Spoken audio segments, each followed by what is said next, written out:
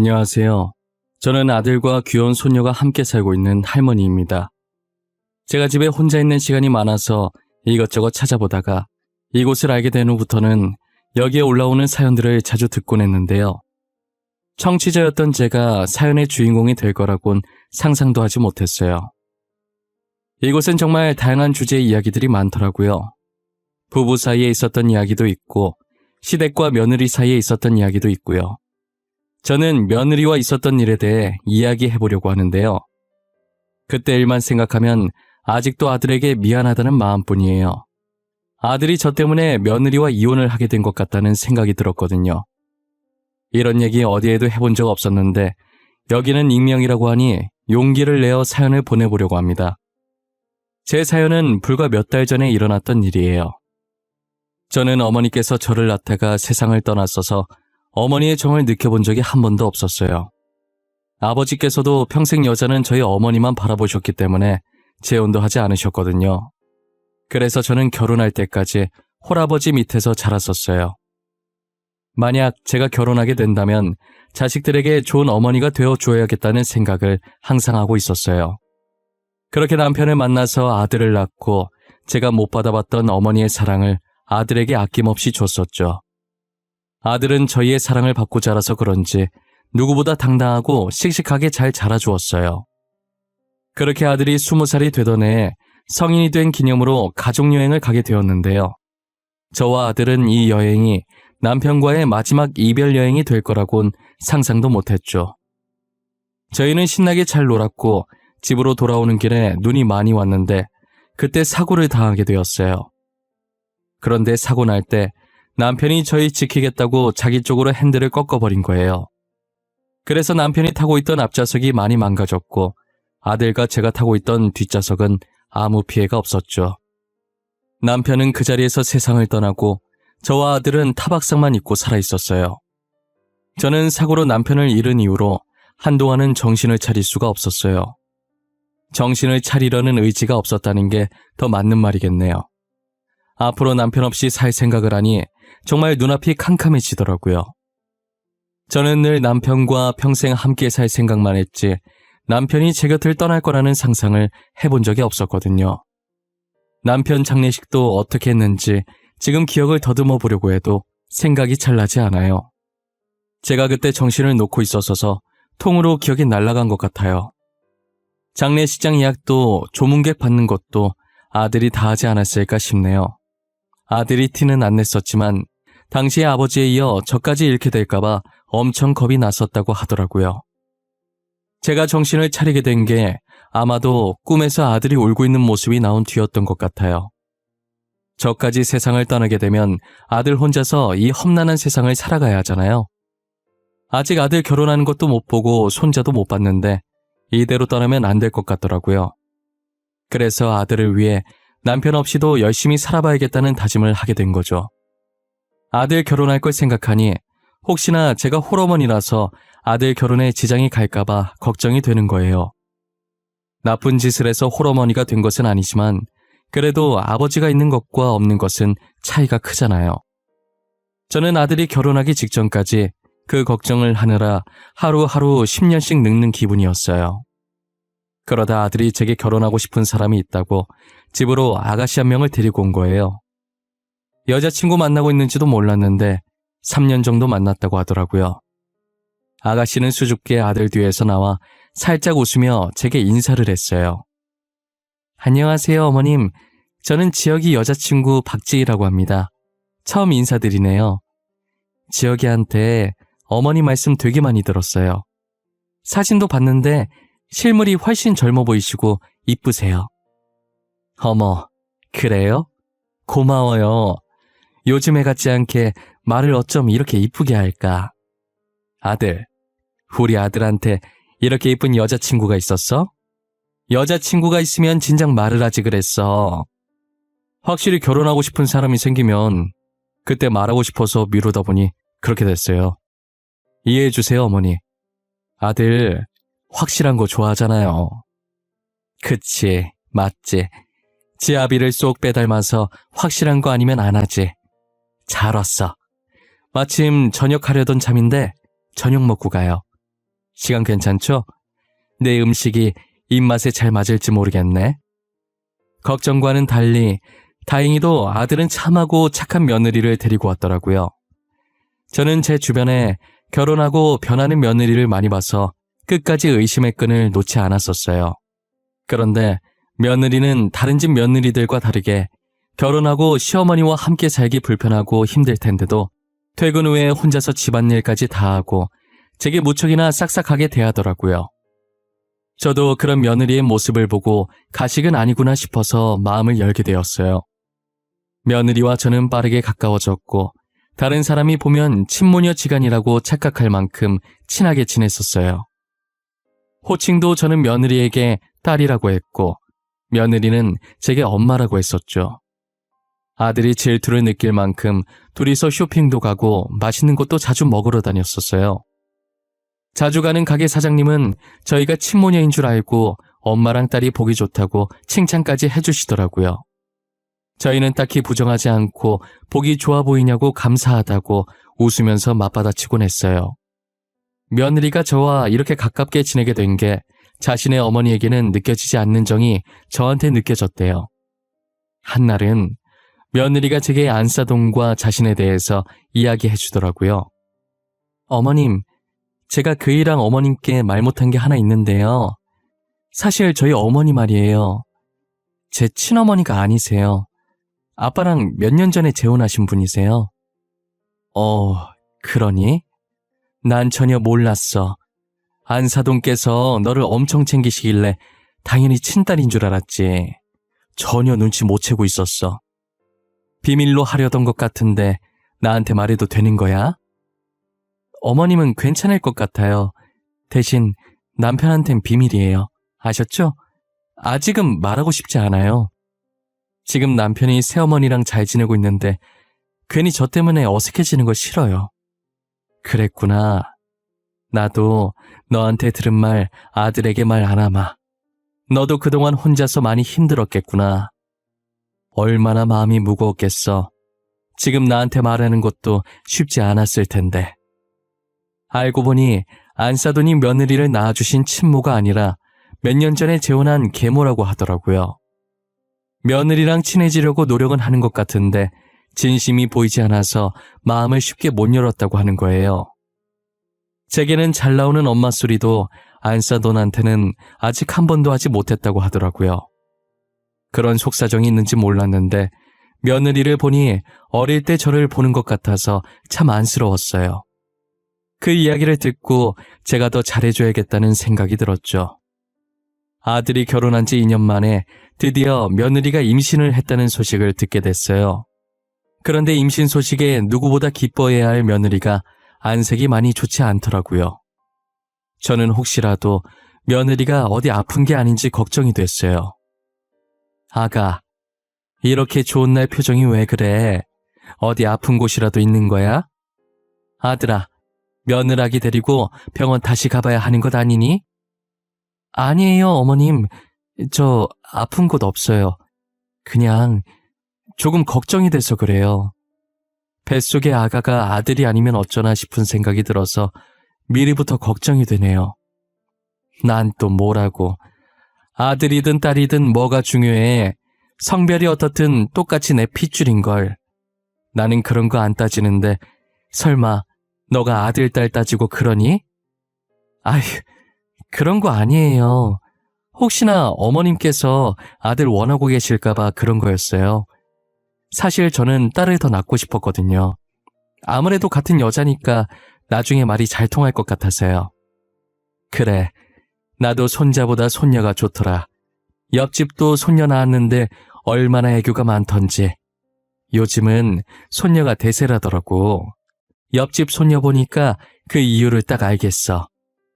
며느리는 손자가 아니면 어떠냐고 걱정했지만 저는 손자든 손녀든 아무 상관이 없었어요. 지금이 조선시대도 아니고 요즘 누가 아들, 딸 가리나요? 그저 아이가 무사히 태어나주고 며느리가 몸 조심히 아이를 낳기만을 바라고 있었죠. 아무래도 저희 어머니가 저를 낳다가 돌아가셨다 보니 저는 온통 며느리 걱정뿐이었어요. 일정 기간이 지나면 아이 성별을 알 수 있어서 저희는 미리 손녀가 태어날 거라는 걸 알게 되었어요. 뱃속에서부터 효녀인 건지 입덧도 없었고 새벽에 움직이거나 발로 차지도 않았다더라고요. 어느 정도였냐면 너무 조용해서 아이가 혹시 죽은 게 아닐까 잠깐 의심을 했을 정도로 얌전했대요.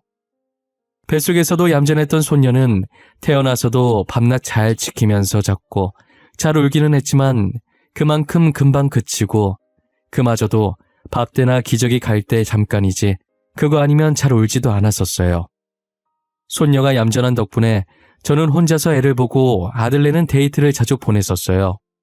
그러다 보니 자연스럽게 저는 손녀와 있는 시간이 많아졌고 손녀도 크면 클수록 며느리보단 저를 더 많이 찾았죠. 아무래도 손녀가 며느리보다 저와 붙어있던 시간이 훨씬 많다 보니 며느리가 자신을 낳아준 엄마긴 하지만 저만큼은 편하지 않은 모양이더라고요. 손녀는 엄마 아빠 먼저 말하는 다른 아이들과 다르게 할머니를 제일 먼저 말했었어요. 며느리는 엄마라고 먼저 말하길 기대했는데 할머니라고 먼저 말하니 서운한 기색이 역력하더라고요. 괜히 제가 미안해지고 눈치가 보이는 순간이었어요. 그래도 며느리는 금세 표정을 풀고 손녀가 천재라서 할머니를 먼저 말한 거라고 좋아하는 거예요. 좋은 게 좋은 거라고 저는 며느리 기분 좋게 해주고 싶어서 맞는 말이라고 열심히 맞장구를 쳐주었죠. 그렇게 시간이 흘러 손녀가 초등학교에 입학하는 날이 다가온 거예요. 처음 학교 가는 날인데 하필 아들과 며느리가 둘 다 바빠서 저 혼자 입학식에 참석하게 되었어요. 손녀 손을 잡고 둘이서 도란도란 학교를 가고 있었는데 학교에 다 와가서 사고가 난 거예요.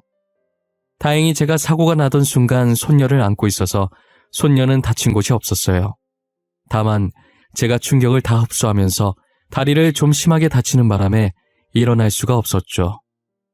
병원에서는 생각보다 심하게 다쳐서 앞으로는 두 발로 걷지 못할 거라고 하더라고요. 결국 저는 남은 인생을 휠체어에 앉아서 지내야 하는 신세가 되었죠. 입원을 하면서 재활치료를 해보긴 했지만 제가 나이가 있어서 그런지 몸이 마음처럼 움직여지지가 않아서 결코 쉽지 않더라고요. 어차피 살 만큼 살았기 때문에 두 발로 다니는 건 포기를 하려고 했어요. 그런데 손녀가 학교 마치고 병실로 찾아와서 제 손을 꼭 잡고 말을 하더라고요. 할머니, 나 구해주다가 이렇게 아픈 거지. 내가 안 아프게 호해줄게. 나는 할머니 없으면 못 살아. 그러니까 앞으로는 아프지 마. 나랑 평생 살아야 돼. 알았지? 그래. 내가 이렇게 이쁜 손녀딸 두고 어떻게 아파?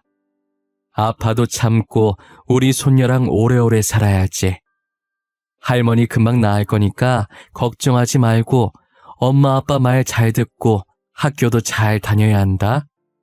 응, 나 학교 잘 다녀. 친구도 대빵 많이 사귀었어. 걱정하지 마.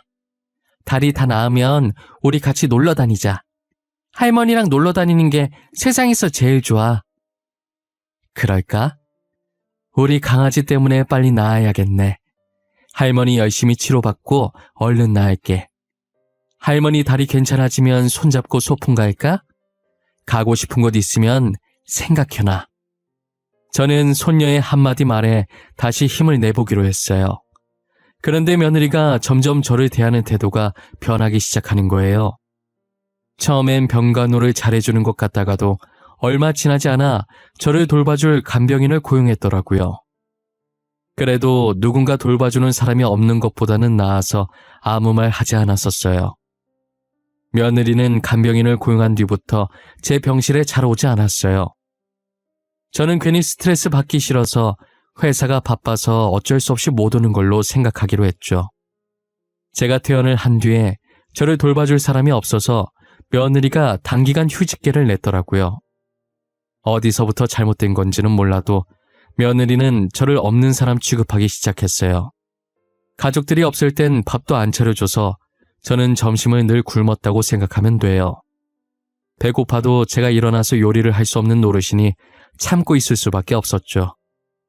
며느리가 밥 안 차려주는 건 약과였어요. 밥이야 점심 잠깐 참고 아들 퇴근하면 같이 저녁을 먹을 수 있는 거니까 괜찮았는데 저를 전염병 환자 취급하면서 손녀가 제 옆으로 오려고 하면 못 가게 막더라고요. 밥 안 주는 것보다 손녀 가까이 못 가게 하는 게 더 서러웠어요. 손녀는 영문도 모른 채 저한테 오겠다고 떼쓰고 며느리는 막고 있고 난리였죠. 저희 아들은 아무것도 모르고 제가 가뜩이나 다리 다쳐서 속상한데 손녀 때문에 더 힘들까봐 제 눈치를 보면서 손녀를 안고 방 안으로 들어가더라고요. 그런 생활이 계속되다 보니 정말 한동안은 서러움의 연속이었던 것 같아요. 저는 손녀를 구하다가 다친 것뿐인데 뭘 그렇게 잘못한 건지 모르겠고 자기 자식 지켜줘서 감사하다는 소리는 못할 망정 저러고 있으니 너무 서운했죠. 며느리한테 감사하다는 말 들으려고 손녀를 구한 것은 아니었지만 사람 대우를 안 하니 너무 화가 났어요. 처음부터 그런 사람이었다면 원래 그런 사람이니까 싶어서 아무 생각이 안 들 텐데 남이 봐도 친모녀 같은 사이로 지내다 한순간에 저렇게 돌변하니 저만 미칠 지경이더라고요. 그렇다고 이 사실을 아들에게 말해봤자 괜히 부부싸움만 날 것 같아서 말을 하지도 못했죠. 혼자 끙끙 앓으면서 매일 방에만 틀어박혀서 눈물을 흘릴 때가 많았어요. 이 나이 먹고 이렇게 살아야 하나 제 자신이 너무 한심하기도 했어요. 제 밥그릇은 제가 챙겨야겠다는 생각에 병원도 더 열심히 다니고 재활치료도 이 악물고 했어요. 인간의 강한 의지는 어떤 걸로도 막을 수 없다는 말이 맞나 봐요. 저는 재활치료를 해도 가망이 없어 보여서 앞으로 제 자신이 평생 못 걸을 줄 알았거든요. 그런데 아직 쩔뚝거리긴 하지만 휠체어를 안 타도 될 정도로 걸을 수 있게 되더라고요. 조금만 더 하면 괜찮아질 것 같은 희망이 보였었죠. 손녀와 함께 놀러 다닐 생각에 벌써부터 들떠 있었죠. 절뚝거리며 걸을 순 있어도 오래 서 있지는 못해서 요리할 정도는 아니었어요. 그래서 한날은 저녁이 너무 길게 느껴지고 그날따라 배도 엄청 고픈 거예요. 저는 배고픔을 잊어보려고 낮잠을 자고 있었는데 제가 자는 사이 손녀가 학교를 마치고 집에 일찍 와 있었나 봐요. 자고 일어났더니 손녀와 며느리가 이야기를 하고 있는 소리가 들리더라고요. 그런데 늘 조곤조곤하던 손녀가 평상시와 다르게 되게 큰 소리로 따지고 있는 듯이 말하고 있는 거예요. 점점 커지는 손녀 목소리에 무슨 일인가 싶어서 나가봤더니 며느리랑 손녀가 싸우고 있더라고요. 엄마는 어른이 돼서 왜 그렇게 이야기해? 내가 친구들한테 엄마 얘기하고 다니면 좋겠어? 엄마도 내가 그러고 다니면 기분 나쁠 거 아니야. 안 그래? 그렇다고 엄마 팔을 그렇게 세게 꼬집어? 그건 어디서 배워먹은 버릇이야. 내가 너 그렇게 가르쳤어? 네 할머니가 그렇게 가르치디? 할머니는 나한테 나쁜 거 안 가르치거든? 엄마도 화나면 나한테 그렇게 하잖아. 그래서 나도 엄마 나쁜 버릇 고치려고 꼬집었어. 왜? 안 돼? 엄마는 되고 나는 안 돼? 당연히 안 되지. 어떤 어린애가 어른 팔을 꼬집어? 그것도 자기 엄마를. 너 그거 되게 잘못된 행동이야. 알아? 엄마도 다른 사람한테 남 욕하는 거 되게 나쁜 행동이야. 맨날 친구한테 할머니 욕하잖아. 우리 할머니 욕먹을 짓 한 거 없는데 왜 욕먹어야 되는데? 엄마는 학교에서 남 욕하지 말라고 안 배웠어? 알고 보니 며느리가 친구랑 통화하면서 제 험담을 좀 했던 것 같더라고요. 그걸 들은 손녀가 저 대신 화를 내주고 있었던 거죠. 손녀 하는 얘기 들어보니까 며느리가 제 험담을 한 게 한두 번이 아니었던 것 같았어요. 결국 며느리와 싸우다 울분이 찼는지 손녀가 말하다가 울기 시작하더라고요. 제가 손녀를 달래주려고 다가오자 며느리가 저를 째려보는 거예요. 마치 저 때문이라는 듯 저를 원망한다는 듯한 표정을 하고서요. 저는 일단 울고 있는 손녀를 달래서 제 방으로 데리고 들어왔어요. 손녀는 제 방에 들어오자마자 저를 안고 뭐가 그렇게 서러운지 숨이 넘어갈 듯 우는 거예요. 제 품에서 떨어지려고 하지 않길래 가만히 등만 토닥토닥 해줬어요. 어느 정도 진정이 됐는지 제게 무슨 일이 있었는지 말을 해주더라고요. 우리 강아지 울면 못생겨지는데 눈물 닦는다고 하도 얼굴을 비벼서 이쁜 얼굴 다 망가지겠어. 지훈이는 웃을 때가 제일 이쁜데 지금은 불어터진 찐빵 같네. 할머니 너무 불쌍해. 엄마는 미워. 할머니가 아프고 싶어서 아픈 것도 아닌데. 그리고 내가 할머니 더 좋아하는 게 어때서 그러는 거야? 같은 가족이잖아. 그게 무슨 말이야? 누가 너한테 뭐라고 해? 혹시 너네 엄마가 자기보다 나를 더 좋아해서 싫대? 응, 엄마가 싫대. 짜증난대. 내가 처음 말할 때 엄마라고 안 하고 할머니라고 해서 싫고, 할머니 병원에 있을 때 내가 맨날 할머니만 찾아서 싫대. 할머니라는 단어 쓰지 말래. 며느리가 저를 그토록 미워했던 이유를 이제야 알 것 같았어요.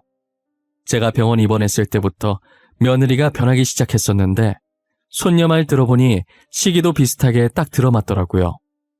자신은 딸을 너무 사랑하는데 딸은 저만 찾고 있으니 질투심에 더욱 그랬던 것 같아요. 제가 미워지기 시작하니까 이제 제 행동 하나하나가 다 미워 보이고 안이꼬아 보였던 거죠. 그래서 손녀와 저를 떨어뜨려 놓으려고 일부러 그랬던 거예요. 하지만 떨어뜨리려고 하면 할수록 손녀가 저를 찾는 게 심해지고, 며느리는 며느리대로 스트레스 받고, 그러다 보니 이 지경까지 오게 된 것 같아요. 근데 며느리가 어린 손녀 있는 앞에서 자기 친구한테 제 흉을 심하게 보긴 했더라고요. 자기한테서 손녀 뺏으려고 일부러 사고 내서 지켜준 척한 거 아니냐느니, 손녀한테 동정표 얻으려고 움직일 수 있으면서 휠체어 타고 다닌 거라느니 막말을 많이 했었어요. 그야말로 며느리는 비뚤어진 모성애의 표본이었죠. 아무리 질투가 났다지만 이제 겨우 초등학교 들어간 어린 손녀 앞에서 어떻게 그런 막말을 퍼부을 수 있단 말입니까? 솔직히 마음 같아선 그 소리를 듣고 며느리와 한바탕 하고 싶었지만 가정의 평화를 위해서 제가 참으려고 했어요. 괜히 말 꺼냈다가 아들이 상처받을 것이 분명했고, 아들 성격에 바로 이혼 도장 찍을 게 뻔했거든요. 저 하나 때문에 손녀를 엄마나 아빠 없는 아이로 만들고 싶지 않았어요. 그런데 손녀는 제 생각과는 많이 달랐던 모양이에요. 다 같이 저녁을 먹고 있는데 아들에게 오늘 있었던 일을 이야기하더라고요. 그동안 손녀가 제 험담을 많이 듣고 있었는데 제가 상처받을까봐 말을 안 꺼내다가 제가 모든 것을 알게 되니까 이왕 알게 된 거 아들한테까지 말을 한 것이죠. 아들은 밥을 먹다가 손녀의 말에 표정이 굳어져서 국을 뜨던 숟가락을 탁 하고 식탁에 놓더라고요. 와중에 손녀는 국이 자기 옷이랑 얼굴에 튀었다고 아들에게 짜증을 내고 있었고, 아들은 손녀가 짜증내든 말든 아랑곳하지 않고 며느리를 째려보다시피 쳐다보고 있었어요. 식사 자리는 한순간에 얼음장 같은 분위기가 됐고, 며느리는 어쩔 줄 몰라서 아무 말 없이 눈만 이리저리 굴리고 있더라고요. 당신이 한번 말해봐. 지금 지윤이가 나한테 한 말이 다 맞아? 사실이야? 사실인지 아닌지 입이 있으면 말을 해보라고. 진짜 맞아? 그게, 여보, 나는 진짜 지윤이를 너무 사랑해서 그랬어. 지윤이가 나만 봤으면 좋겠는데 계속 어머님만 찾잖아. 그래서 나도 모르게 그랬어. 당신 지금 그걸 변명이라고 하고 있는 거야? 지훈이가 어머니만 찾아서 그랬다고? 어떻게 고작 그런 이유로 어머니를 그런 식으로 말하고 다닐 수 있어? 난 내 딸을 너무 사랑한 죄밖에 없어. 엄마가 딸을 사랑하는 건 당연한 거잖아. 당신은 모성애 같은 거 죽었다 깨어나도 모를 거야. 모성애라 포장하려고 하지 마. 그거 모성애 아니야. 그게 어떻게 모성애야. 잘못된 집착이지. 당신이 하는 거 집착이라고.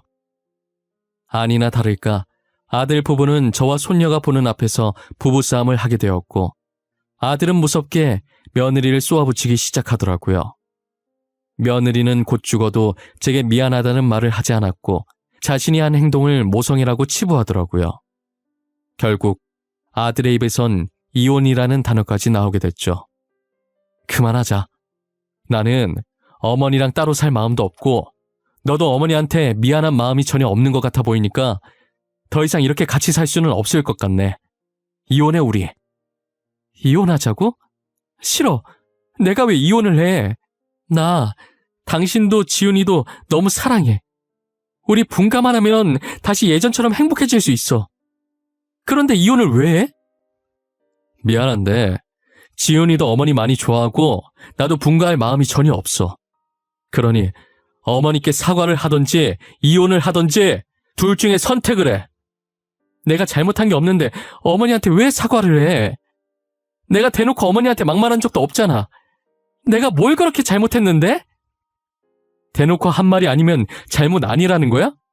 그럼 나도 다른 사람한테 당신 욕하고 다녀도 돼? 당신이랑 똑같이 그렇게 행동하고 다녀도 되냐고. 아니잖아. 당신도 내가 그러면 기분 나쁘잖아. 며느리가 반성할 마음이 전혀 없어 보이자 아들은 한숨을 쉬더니 고개를 좌우로 흔들더라고요. 아들은 며느리가 제게 사과 한마디만 했어도 이혼까지는 안 하려고 했을 거예요. 끝까지 사과를 안 하려고 하니 이혼밖에 답이 없다는 생각을 한 거죠. 아들은 손녀에게 엄마 아빠 따로 살게 되면 누구랑 살고 싶은지 물었어요. 손녀는 망설임도 없이 엄마랑은 안 살고 싶다고 말하더라고요. 손녀의 대답을 듣고 며느리는 바닥에 주저앉아서 대성통곡을 했어요. 결국 아들 부부는 합의 이혼을 하게 되었고 현재 손녀는 저희와 함께 살고 있어요. 아무래도 며느리가 손녀를 낳아준 친엄마니 따로 손녀를 만나는 것에 크게 관여하지 않았어요. 오히려 손녀가 며느리를 만나는 게 불편한지 계속 피하려고 하더라고요. 한날은 제가 손녀를 붙잡고 1시간 동안 얘기했던 것 같아요. 엄마가 딸을 너무 사랑해서 그랬던 거라고, 그러니 엄마가 만나자고 하면 만나주라고 타일렀죠. 못 본 사이 며느리가 많이 헬쑥해졌더라고요. 한때 제게 사람 취급도 안 하고 모진 말을 내뱉었던 며느리긴 하지만 마음고생을 많이 한 것 같아 보여서 마음이 너무 안 좋았어요. 만약 시간을 돌릴 수만 있다면 손녀가 태어나던 순간으로 돌리고 싶어요. 그때로 돌아간다면 손녀와 며느리가 함께 할 수 있는 시간을 많이 만들어주고 싶어요. 그랬다면 아들 부부가 이렇게까지 되진 않았겠죠. 손녀가 며느리에게 따질 때부터 알아보셨겠지만 여전히 똑부러지고 씩씩하게 잘 자라주고 있어요. 그때나 지금이나 변하지 않고 든든히 제 옆을 지켜주고 언제나 제 편이었죠.